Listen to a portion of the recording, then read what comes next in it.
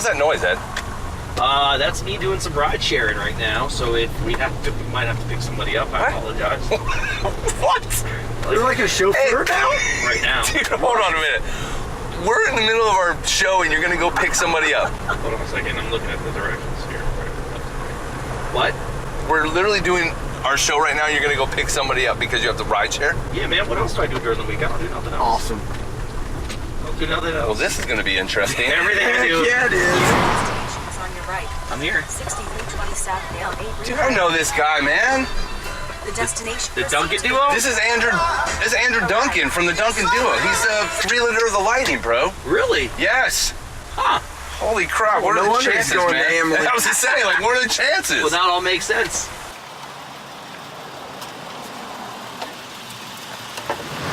Chances Andrew Duncan is in this place today, man. How are you, man? Good to see you, dude. Dude. Why? So, where's your car, first of all? So, you know, my car, I'm always having it worked on. I'm like a car junkie, so Okay.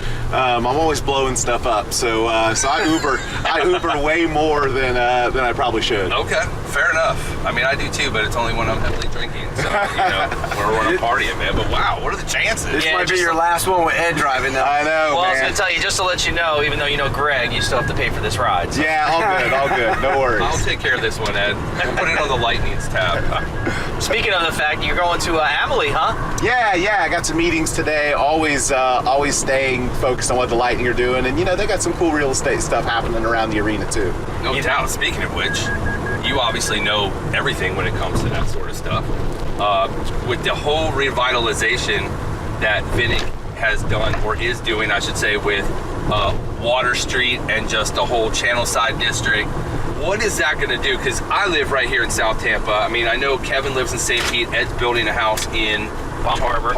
Or Palm Harlem, I like to call it. Okay, fair enough. So, as a homeowner in South Tampa, I'm assuming that this revitalization and this economic boom in downtown is absolutely going to make my property values go up. Is that true, or is that... I think anytime you have major revitalization like that, you're going to bring more population, and with more population comes more demand, and it's going to have a positive impact on all the surrounding areas around South Tampa, from Seminole Heights to downtown to South Tampa, you know, pretty much the whole Tampa Bay area. It's going to put a target on us to where people are going to want to live here, and I think that for a long time downtown Tampa has kind of been behind the times. No doubt. You know, with residential compared to some other downtowns, and I think their plan is in the next 5 to 10 years to surpass a lot of those and make Tampa really a legacy city that a lot of people want to come and visit and stay and live and have second homes, and so yeah, it'll have a positive impact on the economy.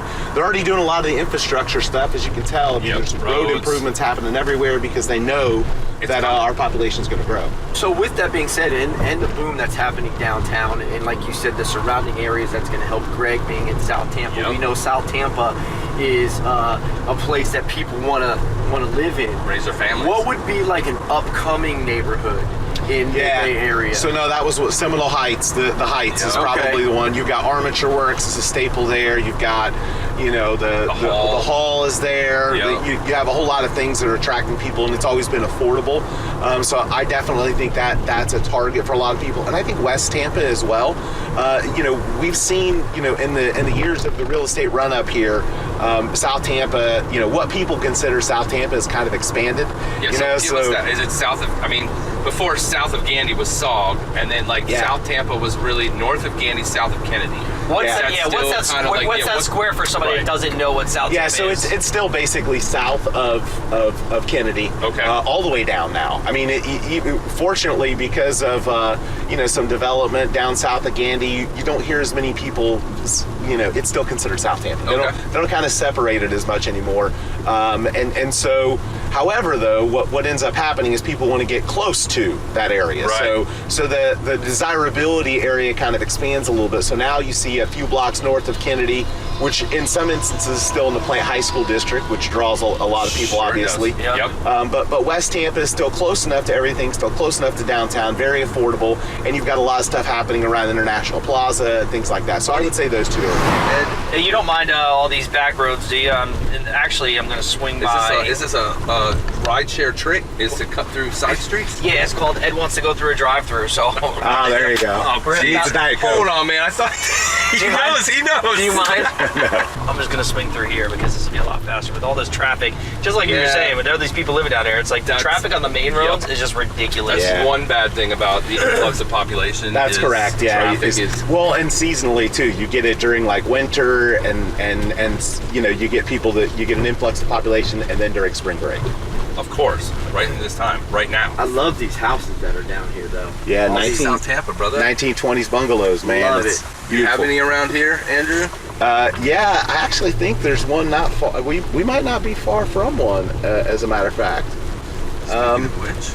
Yeah, there's one right here. Right here. I knew it. I knew it. I knew it. I knew it. dude. What was that? You just hit a knocked- garbage can, You knocked bro. the freaking mirror off. I knew it was coming because we were getting close, and I'm like, dude, we're real close to these garbage cans. Well, you guys threw me off because I'm looking over here. I'm trying to look at the house for Did I sale. not tell you that this is probably going to be your last ride share? Oh my god, no, dude. That's sweet though, Andrew. So how old is this house? So this is a 1926 Craftsman bungalow, man. It's gorgeous. It's renovated. You know, this is an area of town where people like the old, you know, almost 100-year-old bungalows. They just love the charm. the style, the charm. And this one kind of nice because it's rare. It's got a little you know, partial garage. They've got all kinds of fancy names for them.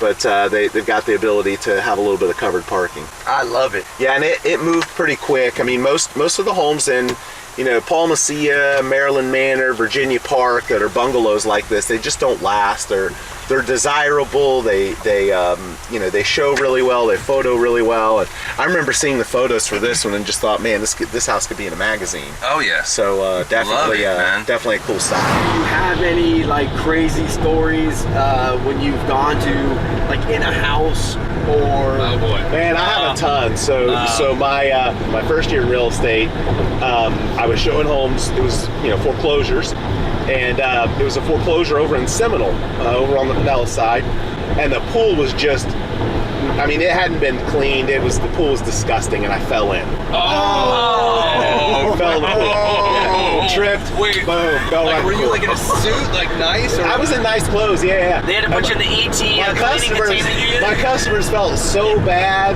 Like they felt so bad. like cell phone in the pocket too and everything? Or? I didn't have my cell phone in the pocket. I had set it on the counter in the kitchen. Oh, and I was showing in the house. I tripped and splashed right into the pool. So that was a bad one. That was a bad one. I did end up selling them a house that day. bad. And then I would say also the celebrity factor. You know, when you're working with a celebrity. You know, when you're working with a professional athlete. Right.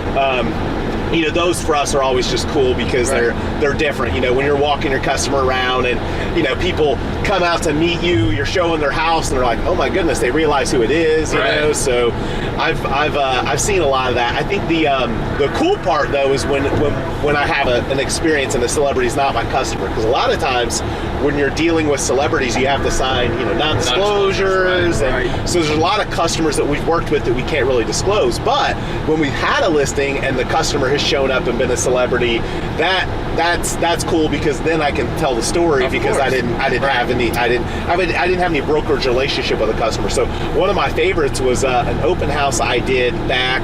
This is probably late 2000s, so 2008, 2009. Okay. Was doing an open house over near Bayshore Boulevard, and guy comes into the open house. He's got his hat pulled down really low, Sure. and shorter, stocky guy, and I immediately thought he looked familiar, and I went up to talk to him. He just kind of brushed me off, and he kept walking around the house, and so I followed him around, and then I got in the kitchen where I could really figure out who he was. It was Pete Rose. Oh, wow. Yeah, Pete Rose walking around an open house. Very and, cool. You know, I talked to him for a few minutes, and he wasn't really interested in the house. And I obviously went for the close to see if I could help him. I was like, oh, can I get your number? And I can send you listings. And he's like, no, I'm good. You know? But yeah, Pete Rose was Random. showed up at an open house. Does he live around here? No, I believe he lives in like Boca. I think he's got a house down in South Florida. And you know, I thought to myself, I attempted to research and figure out why he was here, and who knows why he would have been here. Maybe he was looking to move. Maybe he was just driving around and thought it looked cool. And who knows? I mean, people